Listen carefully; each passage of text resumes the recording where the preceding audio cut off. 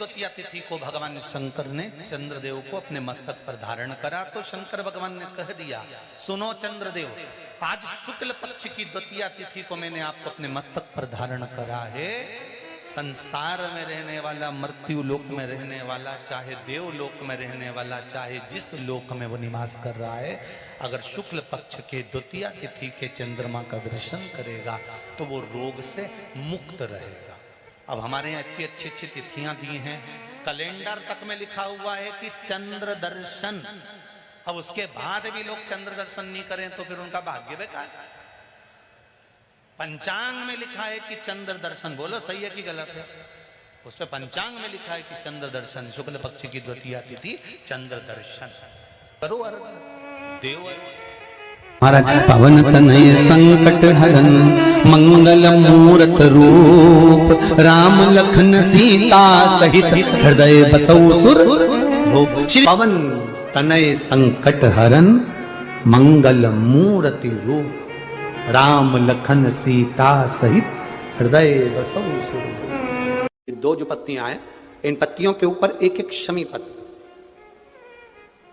और लाल चंदन ये रखकर कितना भी रोगीला व्यक्ति हो, रोग से ग्रसित व्यक्ति हो, जिंदगी में कितना ही दुख पड़ रहा हो, बेलपत्र की ये दोनों पत्ती जिसके ऊपर शमी पत्र रखकर, लाल चंदन रखकर श्री हनुमान जी महाराज और हनुमान जी महाराज के तीसरे नंबर के भाई श्री गतिमान जी, नीचे के क्रम में आते हैं श्री गतिमान जी। उन गतिमान जी और हनुमान जी का नाम लेकर जो शिवलिंग के ऊपर समर्पित कर देता है, रोग का निवारण होता ही। विवाह शादी में देरी हो रही हो, या कोई नया कार्य चालू कर रहे हो उसमें देरी हो रही हो, या कोई सर्विस के लिए, नौकरी के लिए जा रहे हो और वो कार्य नहीं हो रहा हो, तो एक धतूरा, केवल एक धतूरा, उस धतूरे को फोड़कर उसके अंदर का फल निकालकर उस फल को शिवलिंग पर चढ़ाकर एक लोटा जल शंकर भगवान को समर्पित कर। दिन होना चाहिए मंगलवार। कौन सा दिन होना चाहिए? जम के बोलो जरा, मंगलवार। जिस व्यक्ति की नौकरी नहीं लगती, सर्विस नहीं लगती, हर जगह पर अप्लाई कर रहा है, बार बार इंटरव्यू देने जा रहा है, लगातार उसको अगर सफलता प्राप्ति नहीं हो रही है तो धतूरा ढूंढो। धतूरा कहीं बाजार में नहीं मिलेगा, किसी वृक्ष से धतूरा तोड़ लिया, कुछ मत चढ़ा, तू शंकर जी के मंदिर में जाकर तेरा नाम और गोत्र बोल और शिव जी को धतूरा चढ़ाना चालू कर दे और बाबा से विनती कर, धतूरा चढ़ाना चालू कर। अब धतूरा कोई बहुत कीमती होता है क्या? बहुत पैसे का मिलेगा क्या? कहीं पे भी मिल जाएगा। धतूरा तोड़ और चढ़ा शंकर जी को। रोज नियम बना ले कि एक धतूरा मैं शंकर जी को चढ़ाऊंगा, प्रतिदिन चढ़ाऊंगा, शिव जी से जाकर निवेदन करूंगा प्रतिदिन। शंकर जी की प्रिय वस्तु में धतूरा, बेलपत्र आदि कादि की तो है, क्या है? चढ़ा रोज एक धतूरा, फिर वही धतूरा जिसके यहां तू इंटरव्यू देने जा रहा है उसी के सिर पे चढ़ गया। जो तूने शिव जी के चढ़ाया वही धतूरा वहां चढ़ा है, तो क्यों चिंता करता है? आप लोग कथा में श्रवण करें हैं पूर्व में, हनुमान गतिमान रतिमान मतिमान वर्तिमान, ऐसे हनुमान जी के कई भाई हुए, कई भाई हनुमान जी के हुए। और हमने पहले भी कहा है, जिसकी फैक्ट्री ना चलती हो, बहुत दुकान ना चलती हो, तो हनुमान जी के पांव का थोड़ा सा सिंदूर लेकर यदि उस सिंदूर को किसी भी फैक्ट्री या दुकान में हनुमान जी के छोटे भाई गतिमान के नाम से अगर एक बिंदी भी सिंदूर की रख दी जाती है तो वो दुकान और फैक्ट्री भी झड़ाके से चलना प्रारंभ हो जाती है। गतिमान हनुमान जी के छोटे भाई, एक हनुमान जी के छोटे भाई हैं मतिमान। जब व्यक्ति डिप्रेशन में जाता है, एकाग्र चित्त नहीं रह पाता है, पढ़ने बैठता है पर एकदम मन नहीं लग पाता है, तो मतिमान का स्मरण किया जाता है, हनुमान जी के तीसरे नंबर के भाई का मतिमान। और कहते हैं एक दुर्वा यदि मतिमान के नाम से शंकर भगवान की शिवलिंग पर चढ़ा दी जाए और उसी दुर्वा को वापिस लेकर आया जाए, अंधेरा होने से पहले, सूर्य अस्त होने के पहले शाम के प्रदोष के पहले यदि उस दुर्वा को उस व्यक्ति को चबा चबा कर खिला दो तो डिप्रेस हो रहा है, डिप्रेशन में है, चिंता में है, टेंशन में है और उसका विवेक काम नहीं कर रहा, बुद्धि स्थिर नहीं हो पा रही है या पढ़ने में मन नहीं लग पा रहा है, तो उसको आप एक दुर्वा मतिमान, हनुमान जी के तीसरे नंबर के भाई मतिमान के नाम से अगर खिला देते हैं तो उसकी बुद्धि केंद्रित होना प्रारंभ हो जाती है और वो डिप्रेस से हटना प्रारंभ हो जाता है, मन स्थिर होने लगता है। मतिमान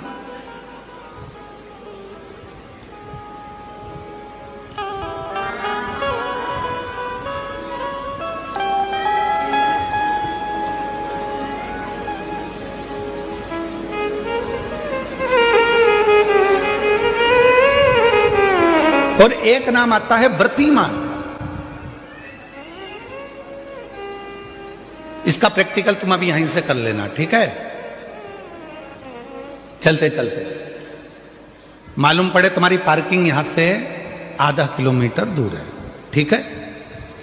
अरे बोलो तो जम के, आधा किलोमीटर दूर तुम्हारी पार्किंग है और तुम्हारी उम्र लगभग बहुत हो गई, मालूम पड़े तुम थोड़े वृद्ध हो गए हो और तुम्हारा घुटना दुख रहा है, तुम्हारी कमर दुख रही है, चलते चलते बड़ी मुश्किल से तुम कथा स्थल तक पहुंचे हो। अब मन में आ रहा है कि मुझे वापस पार्किंग तक जाना है, कैसे जाऊंगी, पाँव तो दुख रहा है। तो एक काम आज चलते चलते करना कि कहीं सीवर वाला महाराज झूठ तो नहीं बोल रहा है, तो प्रैक्टिकल करके जाना। क्या करोगे, यहां से जाते समय आप जब जा रहे हो और आपके शरीर का कोई अंग जब दुख रहा है तो श्री शिवाय नमस्तुभ्यम कहकर श्री व्रतिमान हनुमान का स्मरण कर। किसका स्मरण करना है? जम के बोलो, व्रतिमान हनुमान। व्रतिमान हनुमान का स्मरण करके कहीं पर भी बैठकर अपने पांव की छोटी वाली जो उंगली है उसको जम के दबाना और दबाने के बाद चल देना। जिस जगह पर भी दर्द हो रहा होगा मेरा बाबा आपको मंजिल तक पहुंचाएगा, दर्द होने नहीं देगा। कल नहीं करना, प्रैक्टिकल आज ही करना। काल करे सो आज कर।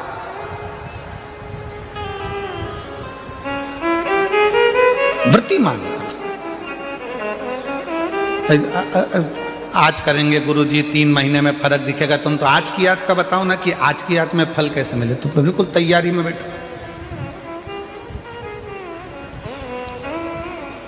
जाते जाते व्रतिमान हनुमान भगवान श्री शिवाय नमस्तुभ्यम का स्मरण कर कर एक ऊर्जा के साथ, ताजगी के साथ चलते जाओ। शिव थोड़ा बहुत नहीं देते मेरे भगवान। ध्यान दीजिएगा, पंचमुखी हनुमान का एक स्मरण, पंचमुखी हनुमान का एक भाव। महाराज जैसे बहुत ज्यादा तकलीफ अगर व्यक्ति को हो गई है, बहुत कष्टमय जीवन चल रहा है, हार गए हर जगह से और तकलीफमय जीवन चल रहा है, तो पंचमुखी हनुमान का एक शिव महापुराण का और स्कंद पुराण का एक बड़ा सुंदर मंत्र है। उस मंत्र को आप सब एक बार हमारे साथ में बोलें। ओम नमो हनुमते रुद्र अवताराय सर्व शत्रु संहारणाय सर्व रोग हराय सर्व वशीकरणाय रामदूताय स्वाहा।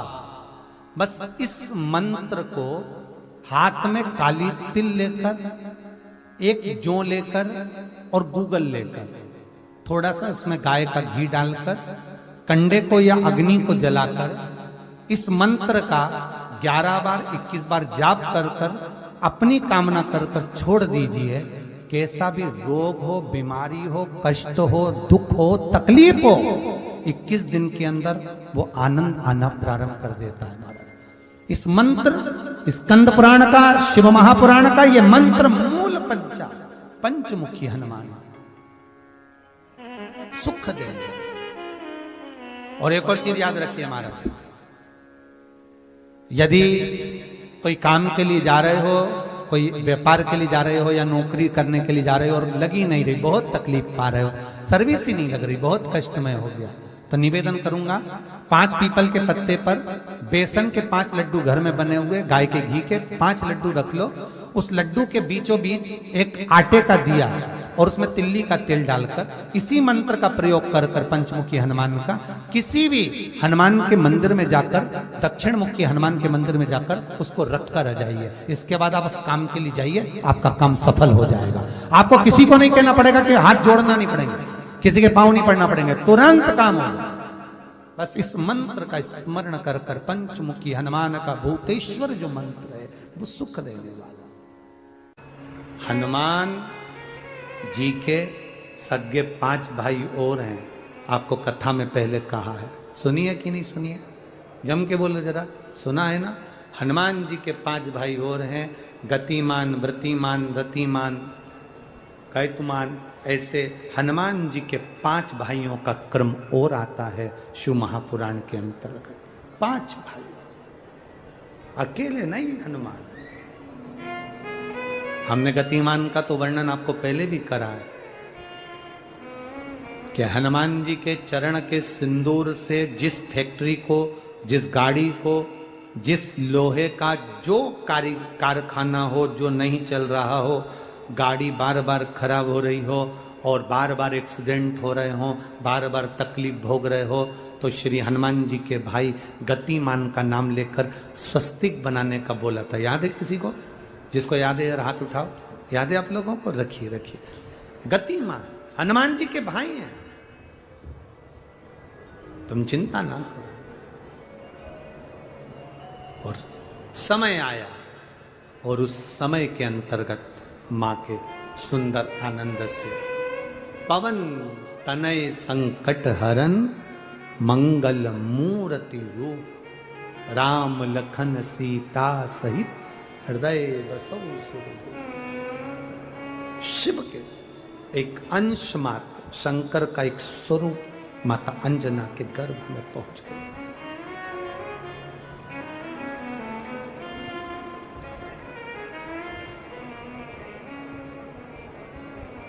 बस इस हृदय को, इस दिल को, इस मन को शिवालय तक ले जाना है।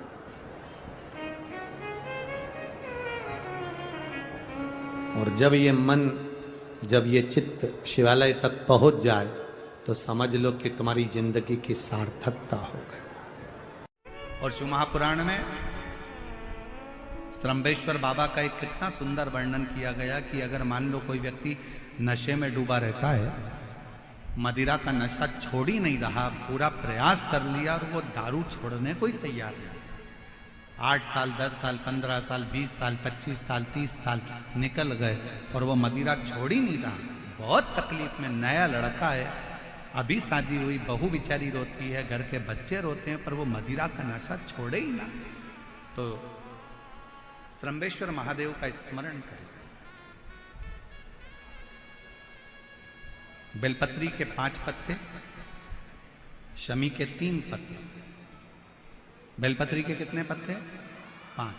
शमी के कितने पत्ते? 3।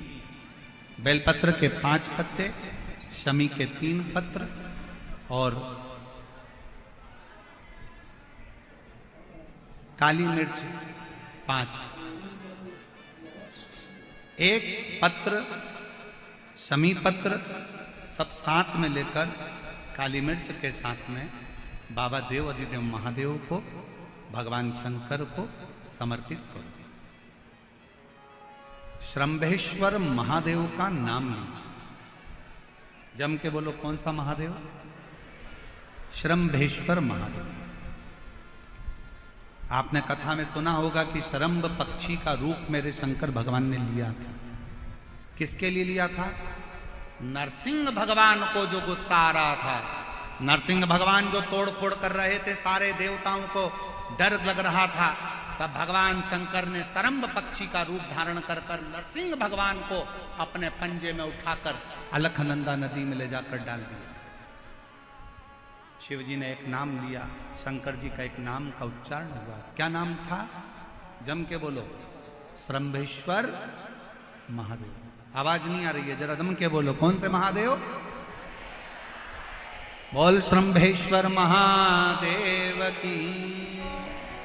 श्रंबेश्वर महादेव, 5 बेलपत्र, 5 काली मिर्च, 3 शमी पत्र शंकर जी को चढ़ाकर बाबा से श्रंबेश्वर महादेव का नाम लेकर विनय कर कर, बाबा आपकी कृपा होगी तो जीव नशे से मुक्त जरूर होगा। शंकर, आपकी कथा कहती है कि आप राम नाम की मस्ती में डूबते हो और नशे को त्यागते हो। बाबा, मेरे भी घर में एक व्यक्ति, उसका नाम ये है, ये गोत्र है, वो नशे में डूबा रहता है। बाबा, इसको नशे से बाहर निकालो। झोली पसार कर प्रणाम करो, अपने हाथ की हथेली को, जैसे ये जल बहने वाला जो स्थान है यहाँ, ये पानी जो यहाँ से बहकर आता है, अपने सीधे हाथ की हथेली को यहाँ लगाओ। सीधे हाथ की हथेली को यहाँ लगाकर, ये जो जलाधारी है, यहाँ अशोक सुंदरी का स्थान होता है, अपनी हथेली को यहाँ लगाओ।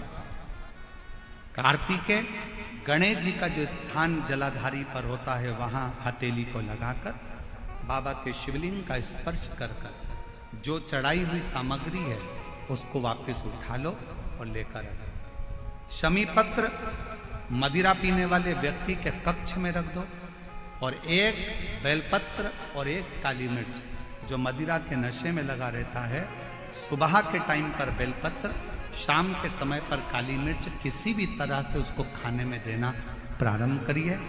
15 दिन बाबा का चढ़ा हुआ जल श्रंबेश्वर महादेव के नाम से दीजिए।